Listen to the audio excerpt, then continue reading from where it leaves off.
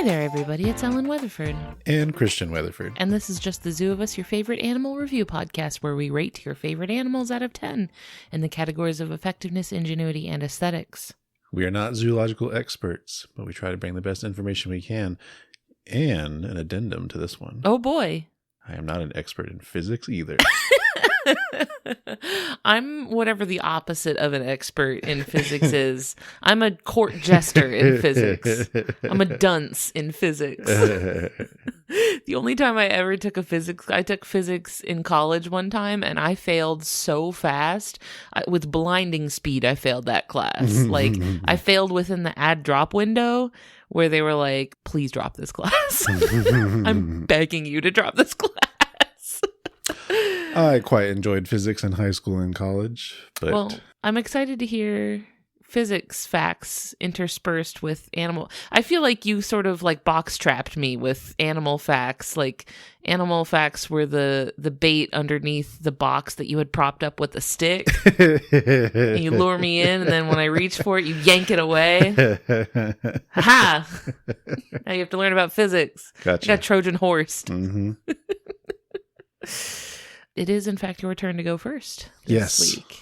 So I bring up the physics because what I'm talking about this week is the flying snake. I'm so excited. Yeah. We did want to highlight a snake this week because I believe the day this episode is going up is, in fact, Chinese New Year, like Lunar New Year. Mm-hmm. Which this year, we're ringing in the Year of the Snake, which is very exciting. I'm just realizing previous years, my main kind of like anchor for Lunar New Year was Overwatch. Yeah, Overwatch events. Yeah. Well, what I've really enjoyed this year is that there has been a huge presence in like snake themed merch. Like, this has been a great year for snake merch. It's funny. I actually saw an article this morning, like in the news, about merch designers and like PR teams struggling to make cute and endearing designs for like snake themed merch because people tend to be scared of snakes and because they tend to only ever have sort of malicious and villainous designs, but people are trying to make, cute and kawaii snake designs. Just anything in the ball python shape is pretty easy, I feel like. I mean, yeah, like I feel like snakes really are a lot cuter than people think they are. Yeah. Like, there's some really cute ones out there. So I've been glad to see all the like pink and pastel colored snake designs for New Year merch. It's been very exciting. Excellent. Yeah. We're very lucky to live in an area where very many people where we live celebrate Chinese New Year. So our Costco is lit. Yes. There is the selection at our local Costco is immaculate. So, flying snake. I'm so excited. Please tell me about flying snakes. So this is actually a genus called Chrysopelia, and this was submitted by Lynn. Thank you, Lynn. Emphatically, enthusiastically. Yes. With a very fun image attached to the email. And Lynn clocked this immediately when I dropped a hint in Discord. I know, you teased it in the Discord a little bit. Lynn was quick on the draw. So, a couple places of information here. So, the first is coming from a Washington Post article titled DOD Tries to Uncover Secret of Flying Snakes. Can you expand on DOD? Department of Defense. An interesting player has entered the game. Yes. How do we weaponize the snakes? And that's by Mark Kaufman in 2010. Next one is a press release from the University of Chicago titled University of Chicago Researchers Reveal Secret of Snake Flight. Ooh. That's from 2005, and no specific author was noted. Okay. And the last one is a research article titled Aerodynamics of the Flying Snake Chrysopelia paradisi, How a Bluff Body Cross-Sectional Shape Contributes to Gliding Performance. And that's from the Journal of Experimental Biology in 2014 by Holden, Socha, Cardwell, and Vlachos. I witnessed you in the depths of despair over the physics in this segment. Yes. You were like mad scientist, sort of like harried, crouched over the desk. Yes. Well, I was reading all these sources and realized, well, this is a lot of terminology and stuff that I don't remember.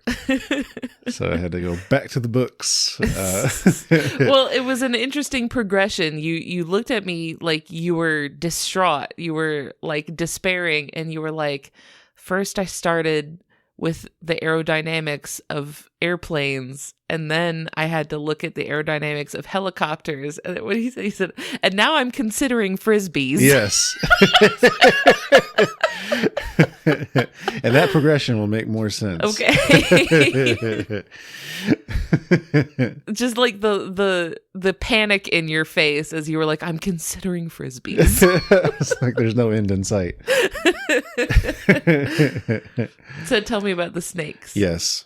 So again, this is a genus, so it's a couple different species that I'm talking about. But generally, their size ranges from 3 to 4 feet long, or about 1 meter long. That's like normal snake size. Yeah. It's not that big. And they're pretty thin, and they're found in tropical rainforests in South and Southeast Asia. Ivan in our Discord said that he lives where flying snakes are. Singapore, right? Yeah, in Singapore that they were. So like that area. Mm-hmm. Yep. They belong to the taxonomic family Clubridae, which is the largest snake family, actually. Some things you might recognize in there: king snakes, corn snakes, boomslang, and keelback snakes. All playing the hits. Yeah. No skips in the colubrid family. Yeah, lots of them. So that brings us to our first category. And for those joining us for the first time, perhaps, our first category is effectiveness, when we talk about how good they are with their physical attributes that lets them do the things they do. I'm giving a 9 out of 10. Okay. All right. So first, I'm gonna save the big one for last here. So first, I want to talk about. So they are snakes, right? Got it. Okay. Cool. So they have all the the snake features, including venom. So they do have a mild venom. It's not fatal to humans, but would be against their prey. Things like geckos. Oh, this is reptile on reptile crime. And their fang delivery system is rear fanged versus something like a rattlesnake that has, forward, what was the term for that? Front fang? Yeah, I guess. They're more like a needle, right? With like for people who are definitely not me, and I definitely remember what rear fanged means, but for people who aren't me, could you expand on that a little bit? Oh, okay. So, because I definitely remember and know exactly what you're talking about, but for everybody else. So with something like a rattlesnake, it has, 2 large fangs that are folded, and then when they bite, they unfold, right? And they act as basically like hypodermic needles to inject venom. Oh, like it folds out like a. Yeah. I don't know, like a lawn chair. Sort of. And they also have like a fleshy kind of membrane around the fang. So it's not just a needle exposed all by itself. It also has like a fleshy membrane around it. It makes sense, because then you would see the fangs poking out when their mouths were closed, right? They got to go somewhere. Well, when that kind of snake does a yawn type thing, they do kind of stretch out that. Oh, that's fun. So, but that's not this kind of snake. This kind of snake is rear fanged, like a coral snake, actually, to where their delivery of venom comes from smaller fangs that are in the back of their jaw. And those fangs have grooves for the venom to just kind of flow down. Oh, okay. So they have to really kind of get a grip on them. Yeah. Can't go gadget teeth. Right. Next thing is it's very good at tree climbing. You got to get up there. Yes. Like many snakes, they're very good at that. And that helps them get to things in the trees directly, but also sets them up for this next part we're going to talk about. I have to say, for a snake to be good at climbing trees, we got to give him major points for that, because I can't climb a tree, and I have arms and hands that are made for climbing trees. I'm at a clear advantage here, and I couldn't climb a tree. See, I don't know. When you do see a snake climb a tree, though, you're like, oh, yeah, that makes sense. Look at it go. Good job.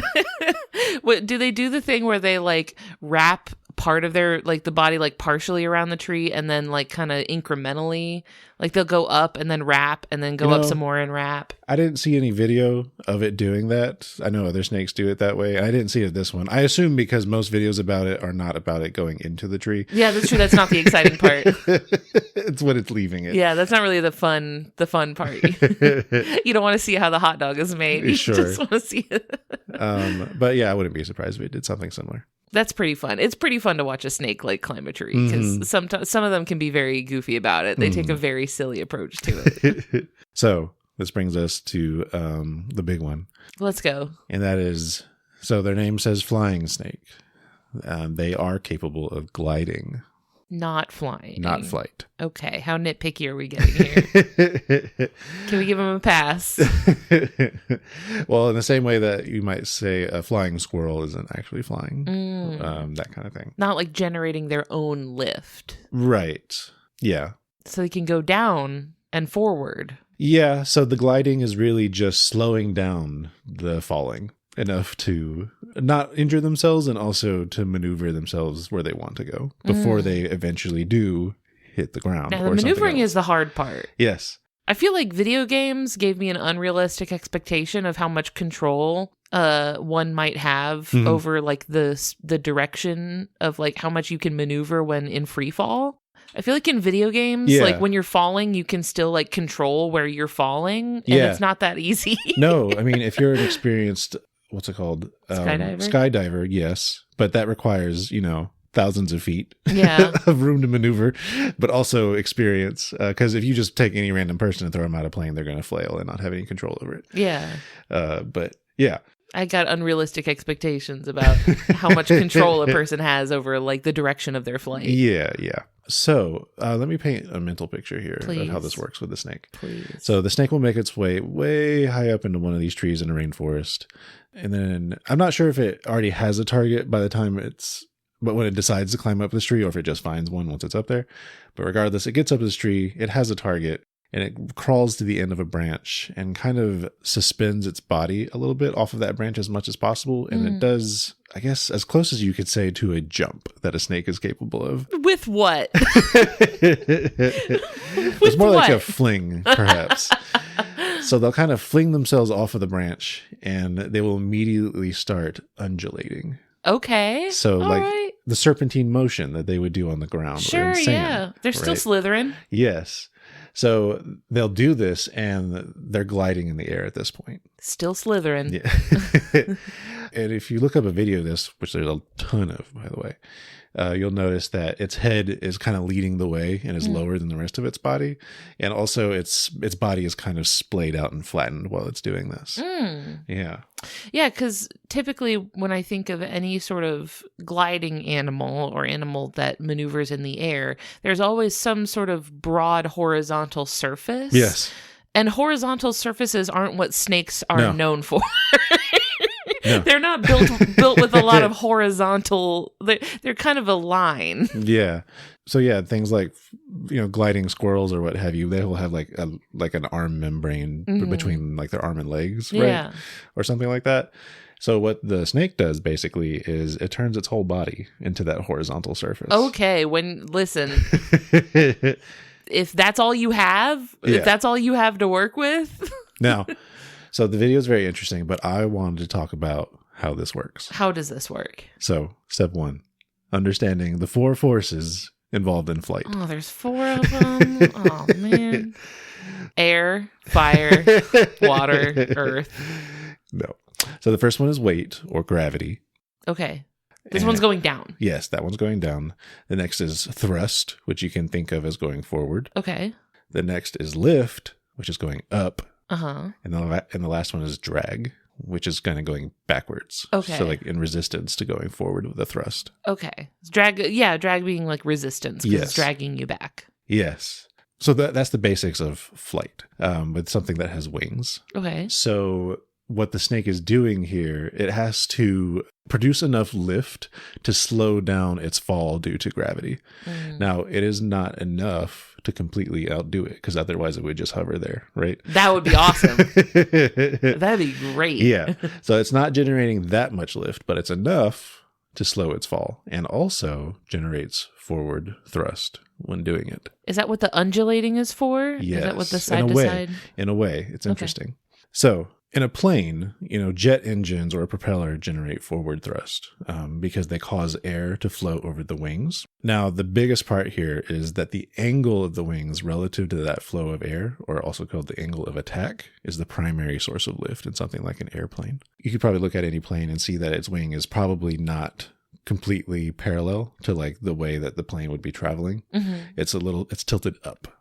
Right. Think of a kite. Right. when you're flying a kite, and how that's usually positioned in the air. Yeah, it's not totally parallel with like the horizon. Right. So it's basically kind of catching the air and pushing it down to generate that kind of lift. The secondary source, though, is the shape of the wing. So this would be easier with some sort of visual. But imagine the cross section of an airplane wing. Most of them are not just like a flat piece of like plywood or something. Right. They're kind of teardrop shaped. Yeah. And then, but they're also not symmetrical either. So they are kind of teardrop shaped, but basically the top side is longer than the bottom side. Right. And then modern planes have a lot of parts that they can alter that shape as they need to do different things there. But that's the gist of it. Now, my experience in aircraft part sales is surprisingly relevant here. Excellent.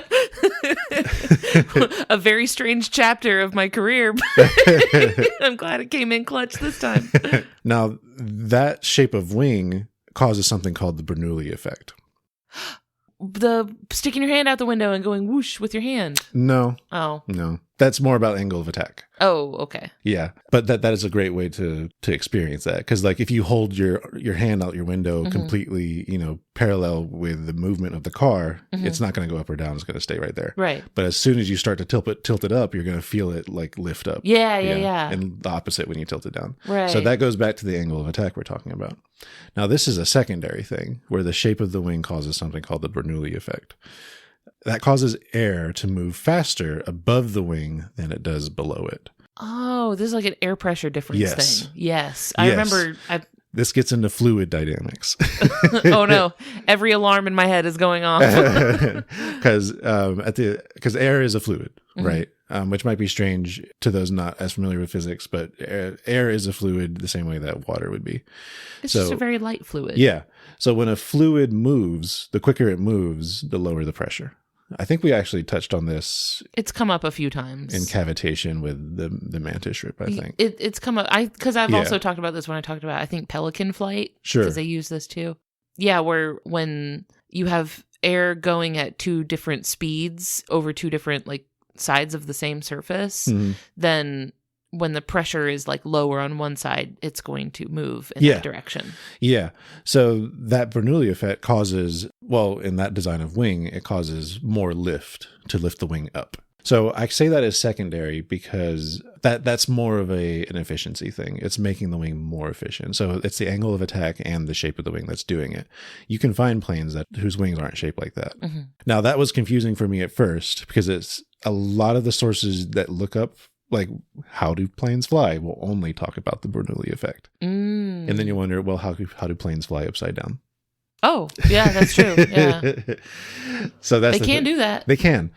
So that's just to show that the Bernoulli effect is not the only or even the primary component there. Because so basically planes that are capable of it can turn upside down and will just need to adjust their angle now relative to how they're positioned. Right. But if their wing was shaped to enhance the Bernoulli effect, it would be working against them in that case. And they would just slam down to the ground. It's not enough to slam them into the ground by itself. It's just they have to it's just now less efficient. I see. So they might have to increase their speed or increase their angle of attack in that kind of position. Okay. Or planes that are designed to do this a lot will not have that kind of teardrop cross section. It'll just be a flat wing. So that kind of led me into, how do helicopters do this?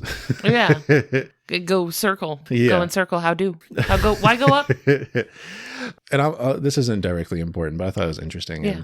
And it's mostly about the angle of attack. And with them, it's their propeller blades that are angled for that. Think of a ceiling fan. So because of how the ceiling fan blade is positioned and it spins, it pushes the air down usually. Or some of them have a switch to where you can reverse the direction of the spin, which will then cause the air to move in the other direction because of that angle of attack. I never knew that until you told me that when you installed all our ceiling fans. Oh, yeah. You told me about I never knew that was an option. I didn't know that was.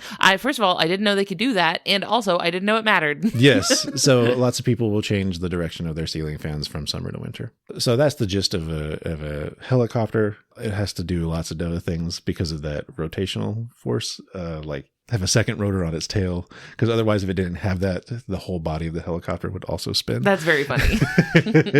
I feel like I've seen videos of like the stabilizer on it like not working properly and the helicopter just starts carouseling around. Yeah, that's a popular thing that happens in movies too, I've noticed. What's interesting, you know how we talk about helicopters that have two propellers, Right. like two main propellers. Yeah.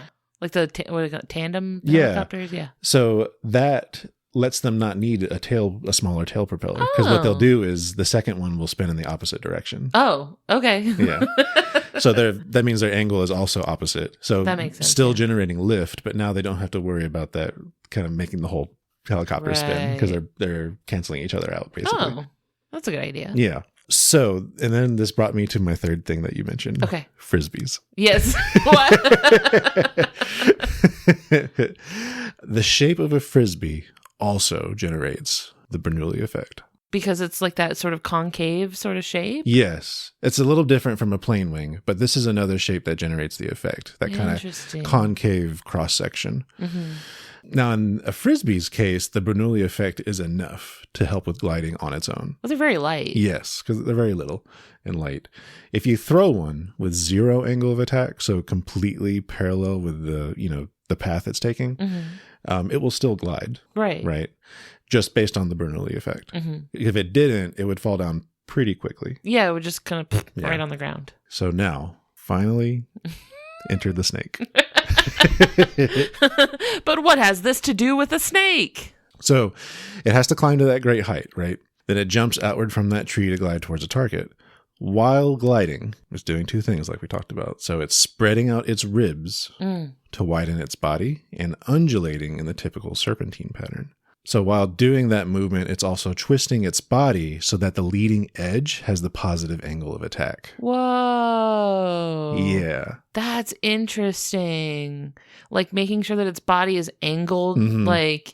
It's one big wing, basically. Whoa, that's crazy. Yeah. And because of the sort of S shape that it makes, it can basically use both sides of its body. Like, even though it's just one big squiggly line, it can use that as like both sets of, like a full set of wings. Yeah, it's kind of. So to bring it back to the frisbee, when it's spreading out its ribs, the cross section of its body represents the shape of a cross section of a frisbee. Really? Yes. That's crazy.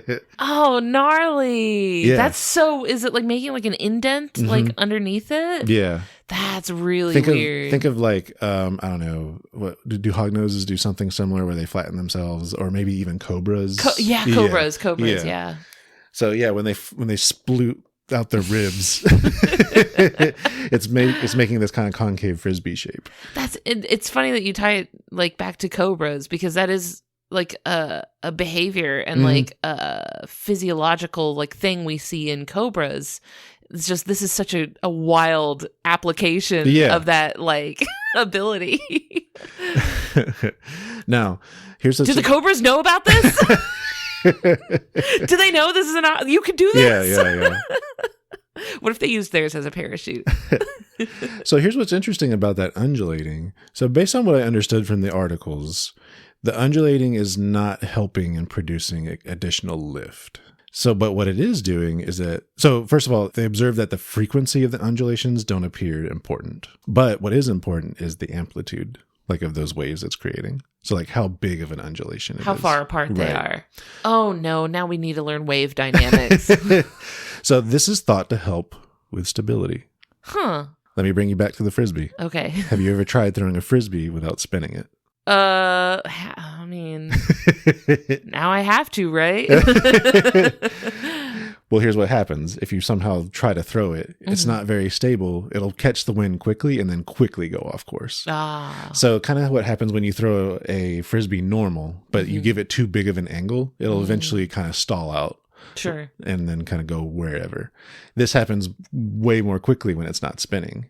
And that is because of the angular momentum of that spin. So one classic kind of experiment I remember from my college days was a professor explaining angular momentum and how it can help stability with some things. So one day he brought a bicycle wheel to class. And he mentioned, hold it by the axis of that wheel. And then, you can tilt it however you want. You don't feel much resistance. Right. But if that wheel is spinning, now it's harder. Oh. The momentum is fighting you, like when you try to tilt it. Yeah. When I was doing an episode on cats recently, And I learned while researching that episode that angular momentum is conserved just like velocity or like any other trait of movement, I guess, which was a big like puzzle as to how cats are able to change their angular momentum in midair, like without kicking off of anything. Oh, I see. And it involves like a very like sophisticated way that they like collapse part of their body and then use inertia, like from the front of their body to whip the back half around. Yeah. But that was how I learned that like angular momentum is conserved in the same way, and that like it has the same like momentum, right? Like you can't, it's a lot more difficult to change something's path of movement right when it's spinning. Yeah. So with that in mind, it's the same thing with a snake. Its undulations is to keep its body parallel with the ground, basically, because it is actively falling still. So if it wasn't doing that, it would be less stable, and then maybe it would start flailing and twisting, and then it's no longer catching the air appropriately for its basically body wing, right? This is a lot more sophisticated than it looks when the snake is doing it. Yeah. They get some serious distance. So like they're pretty good at it. They can travel a horizontal distance greater than the distance of the fall itself. Well, that's getting some serious air. Yeah. It looks like they just don't know they're in the air and they're just trying to keep going. That's the thing. They can control it. That's crazy. Can they like steer? Yes. Really? Oh, well, I guess the undulation helps with that too, right? Right. Like giving them momentum over like tilt. Mm-hmm. It can control it, right? But it's also so good at it that it doesn't usually injure itself when it's doing this, which is important. Yeah, pretty key. If you're going to be throwing yourself out of trees. Because that habit would quickly weed itself out, I imagine. Now, what's interesting is smaller individuals are better gliders. Really? Yeah. I wonder if it's a weight thing. Like if it's a like. Yeah, like it doesn't scale, right? Because like it gets heavier, but it's surface area. Yeah, the surface area isn't growing linearly, right? That would make sense then, that they would be able to fly farther when they weigh less. Mm-hmm. Interesting. Yeah. I put reference video in here. What video was I talking about? Was it the DuckTales moon theme? No. No.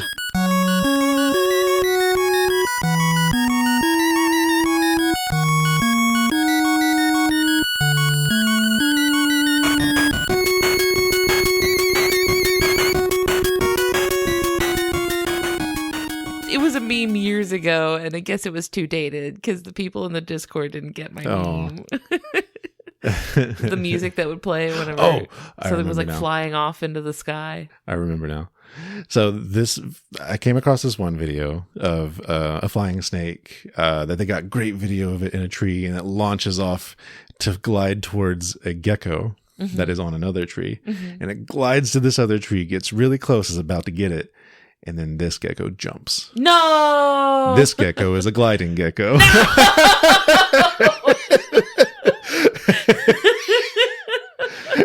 My one weakness. The comments were really funny on this video. Like, snake learns to fly, prey gecko flies away, snake, bruh.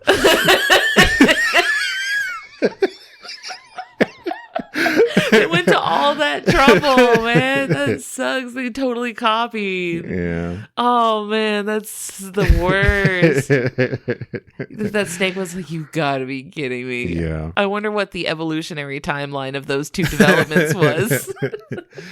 I'm sure there's info about that, but by the time I finished my physics lesson, I was just... The gecko said, all right, bet. Uno reversed him. Yeah.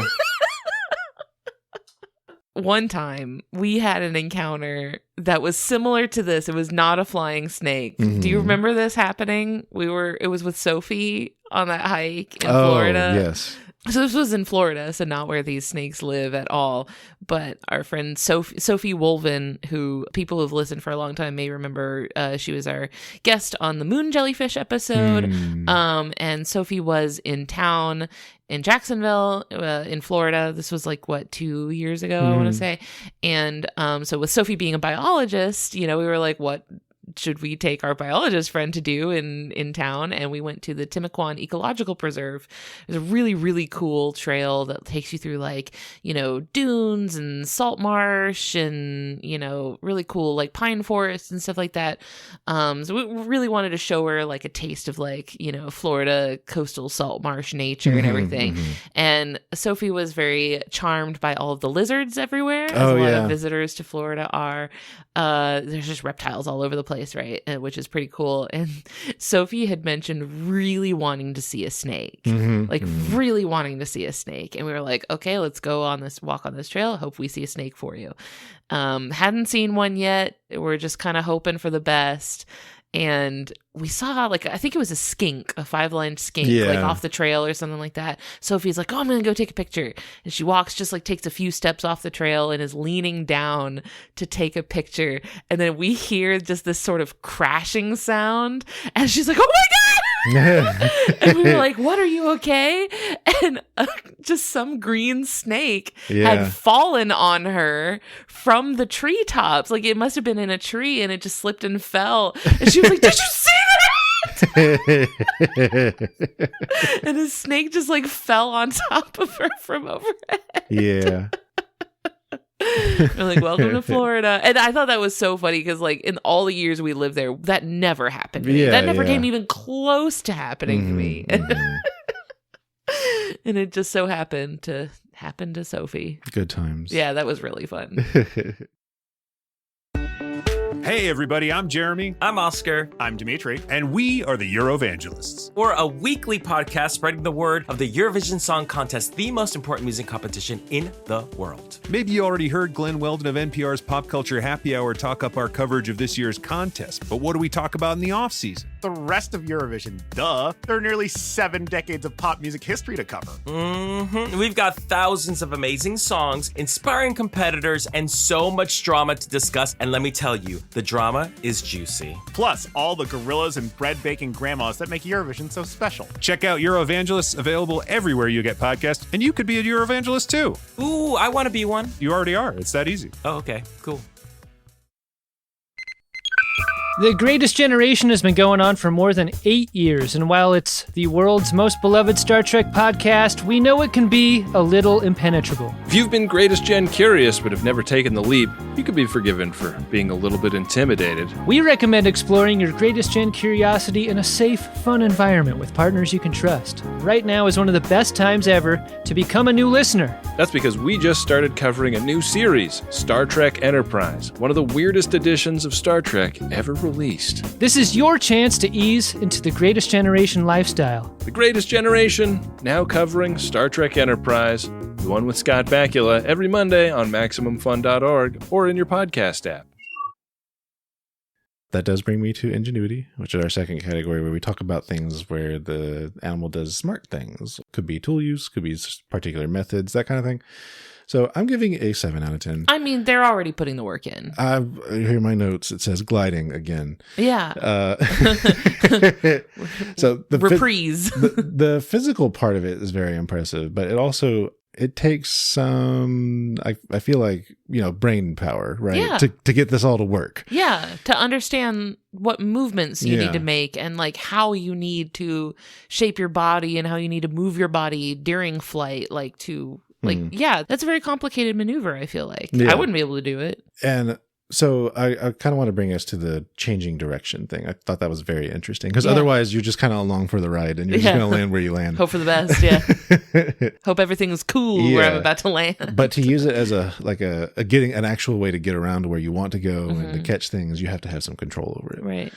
Oh gosh, to use that to go after prey is especially bold, I feel like. Because for a lot of gliding animals that we've talked about, it's usually an escape plan. Mm-hmm. It's the sort of thing where like, it's about the journey. It's not about the destination. It's just about leaving where you currently are. And where you end up is not the most important part. Right. But to use this with as part of a strategy, that seems very bold. Yeah. So with the changing direction thing, so this comes from its positioning with its head lower than the back of the body, which reminds me of how helicopters generate forward thrust. Okay, we're back to helicopters. Yes.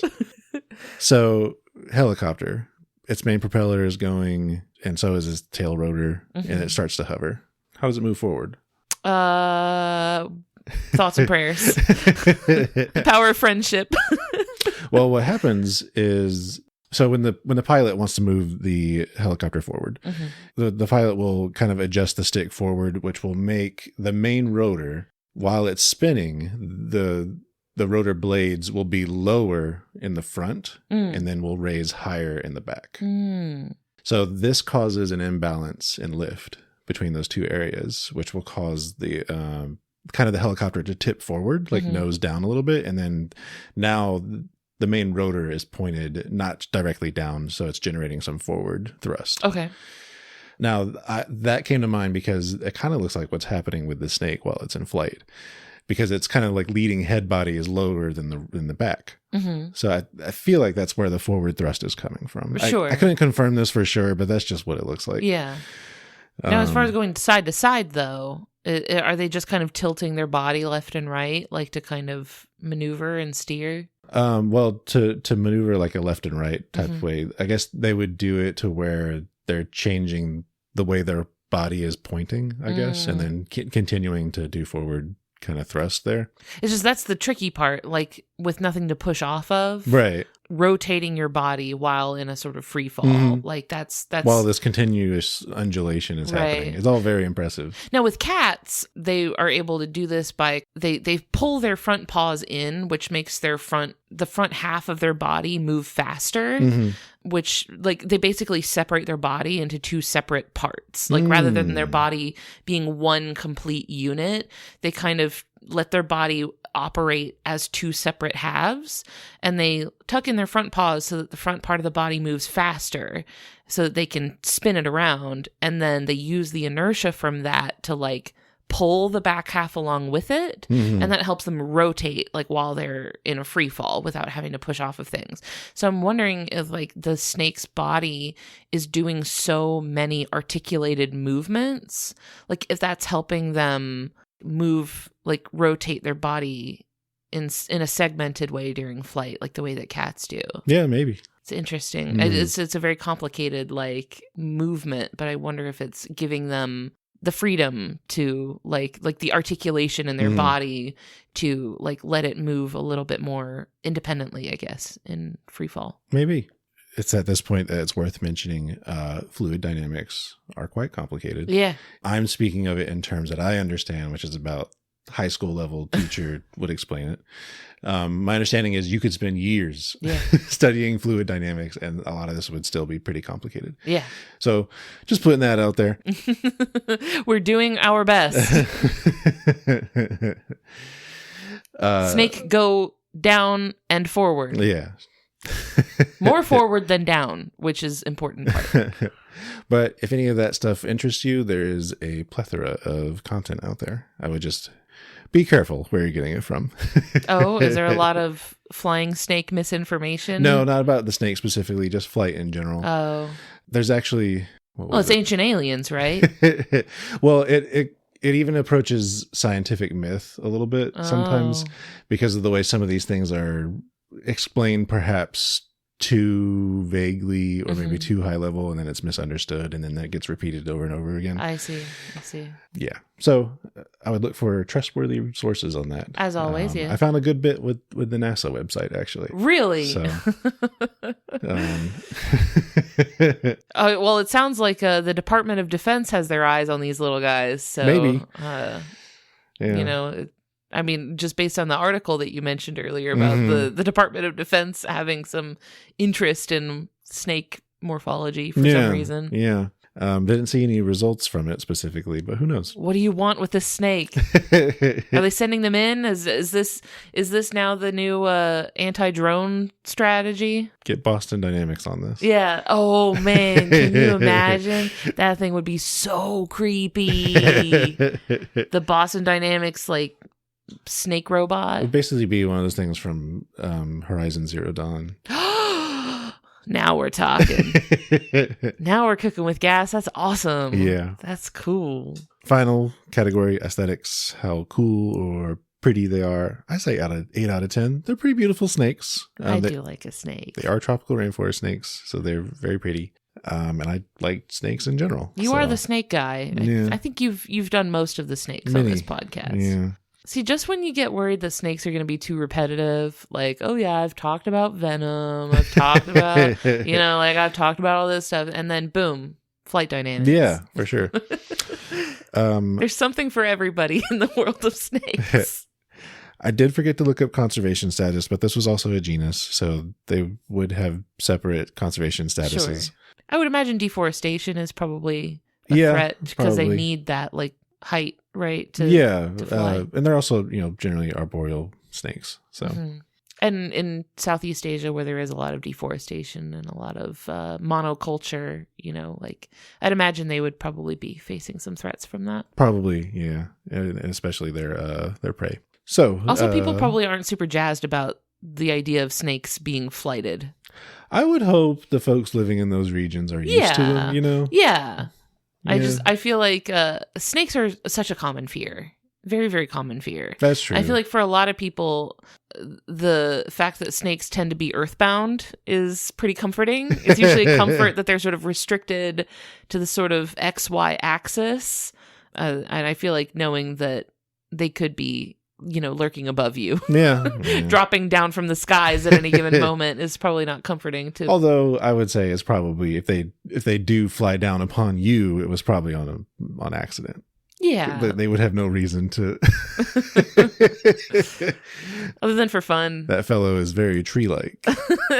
Maybe you have a shirt that's like a brown shirt, and maybe there's like maybe it's a Geico shirt that has a picture of the gecko mascot on the back of it, and they think that it's a gecko on a tree, and they're attacking you because of the gecko on your shirt. Yeah, they need to save on their car insurance. Yeah.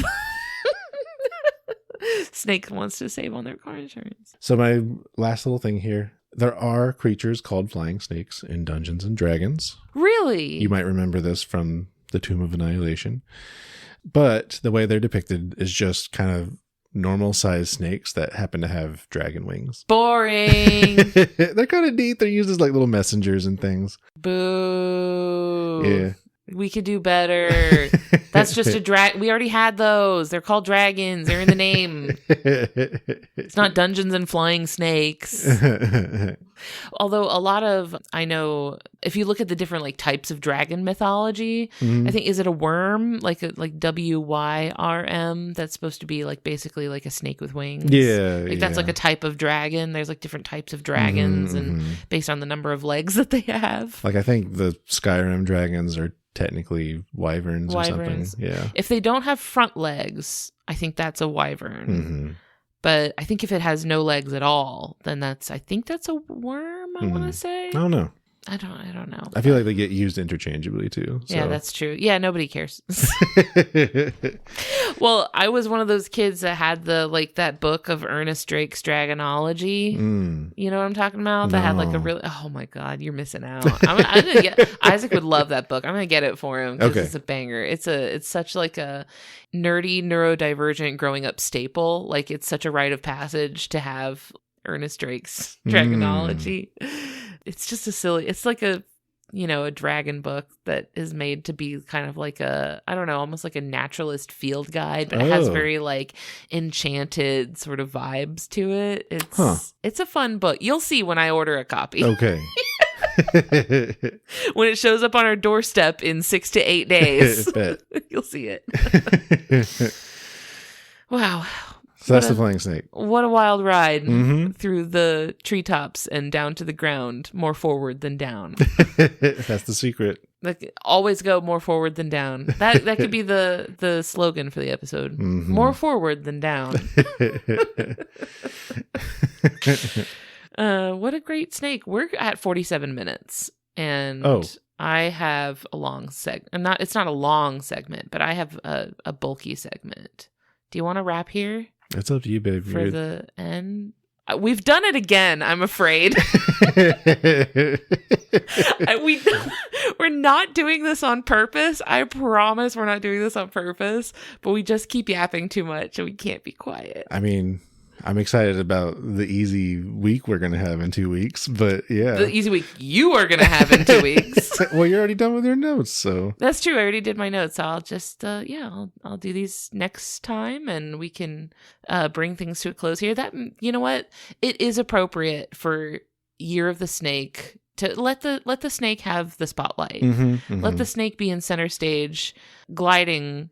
Like, if you've ever seen like a stage production that involves like someone flying in, like using a harness, like that, but they don't need the harness. Yeah, basically. Yeah. Oh, earlier we were discussing the zodiac. I just wanted to confirm I was in the year of the goat. Or the ram. I think it gets translated differently sometimes. Oh, you're goated. I was Year of the Pig, which also does get referred to as Year of the Boar, which I think is just a PR thing. I think it's just people that don't want to think of them. They don't want to identify themselves with pigs. I mentioned this in the Discord recently, but like when I was a little kid, one time we were doing this little like activity where, you know, I think we were making masks, like based off of the like animal associated with our like zodiac like year, and everybody else in the class had whatever like I was a year younger than everybody else in my grade, and so I was the only one in the entire grade that was born in the year of the pig. So I was the only one with a pig mask while everybody else didn't. As you can imagine, that was not super fun. Sure. Like not the best, I think, setup for success. Yeah, maybe. But I do really like pigs. They're cute and they're smart and they're adorable and I love them. So I've embraced the title of Year of the Pig, although boars are cool too. A lot of the times in some areas, those are the same species. So. That's true. 30 to 50 of them in my yard. And you're goated, so. Nothing new there. He's the goat. Yeah, I bet our signs are compatible. I think so. Are they? Quick check. I think it's so funny that we engage with this, but not astrology at all. It's different. This is more fun. Year of the Pig compatibility. That's AI overview. All my homies hate AI overview. I'm going to go to tarot.com. Pig relationship compatibility. The truth teller. You got it. Let's see. Pig and dragon. Pig and snake. Pig and goat. Are you ready for this? It has the highest rating of compatibility. It says this blissful duo is made for each other. Oh. What is the worst pairing? Pig, right underneath that, pig and monkey. So I don't know anyone of that sign, but it's in the stars, babe. You and me. Okay. Meant to be. I hate to set this counter back to 0, but don't do it. Do you know what else talks about the zodiac? You can't do this to me. We were so close. Jackie Chan Adventures.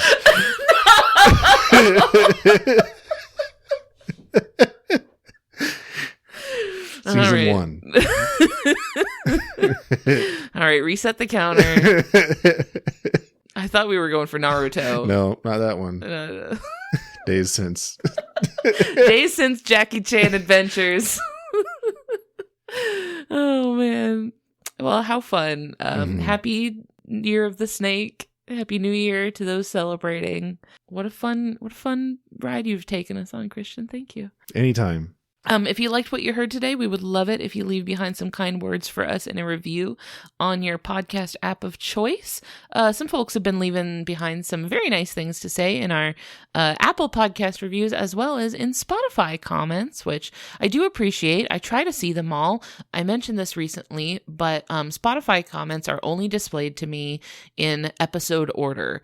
So if you leave comments on very early episodes, there is a low likelihood that I will see those, because I do have to scroll through 270 plus episodes to see those. So I probably will not see comments left on very old episodes, but comments on recent episodes, I do try to see. I do try to check often and reply to those and stuff. So please feel free. leave behind comments on Spotify unless they're mean. Don't leave those.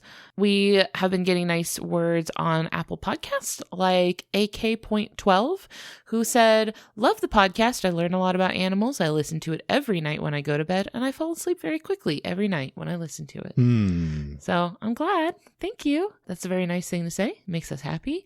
We like it when you say nice things to us. If you'd like to hang out with us on the internet, we're on... What are we on now? What's left? What's left in the smoldering heap of rubble that is the social media landscape? Facebook, kinda. Instagram, kinda. Not TikTok anymore. Sorry, I'm off of that. Discord, we're pretty active on Discord.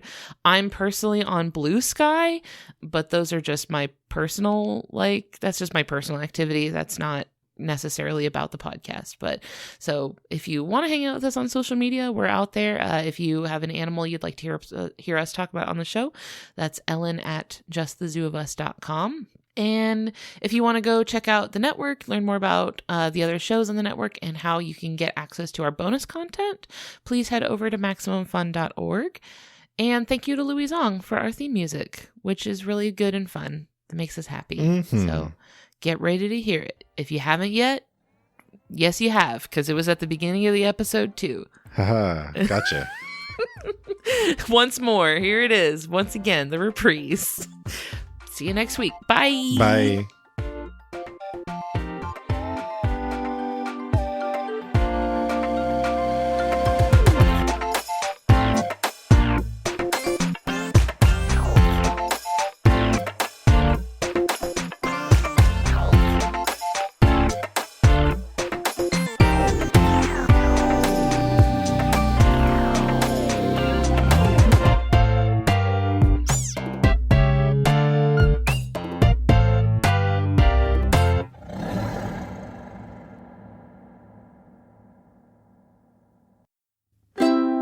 Maximum Fun, a worker-owned network of artist-owned shows. Supported directly by you.